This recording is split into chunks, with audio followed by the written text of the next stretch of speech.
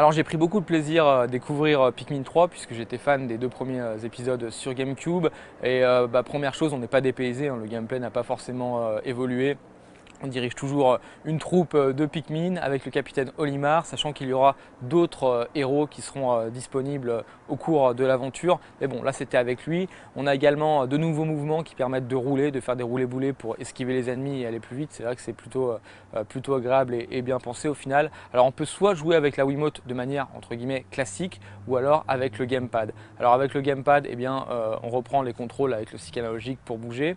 Et puis pour viser, eh bien, il faut se servir de l'aspect gyroscopique, d'avancer, se mettre à droite, à gauche. Donc au début c'est assez déroutant parce qu'on n'a pas l'habitude, si vous voulez, de regarder en fait ce qui se passe sur le gamepad et de regarder à l'écran, de baisser et remonter les yeux. Donc ça c'est vrai que ça m'a un petit peu gêné quand même et ça risque d'être assez finalement voilà, gênant pour peut-être certains jeux, en tout cas au début. C'est pour ça que d'ailleurs il nous faisait d'abord jouer avec la Wiimote pour se remettre dans le bain. On peut voir aussi sur cette tablette, sur cette mablette on va dire, une carte qui permet eh bien, de voir les différents objets dissimulés sur la carte.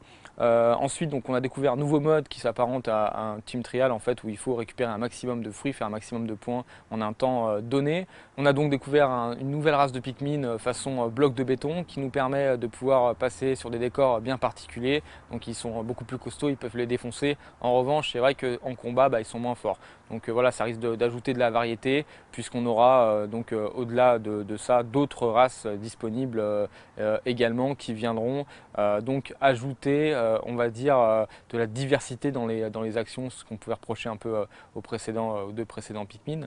Alors moi je suis plutôt satisfait de ce que j'ai vu puisque ça reste voilà, dans la même lignée que les deux précédents volets. Maintenant c'est vrai qu'il faudra attendre de voir ce que les nouveaux héros apportent en termes de valeur ajoutée et ce que les nouvelles races proposent comme innovation. Et puis la grande question, y aura-t-il du multijoueur? Pour le moment ça n'a pas l'air d'être à l'ordre du jour, mais j'espère, on croise les doigts en tout cas.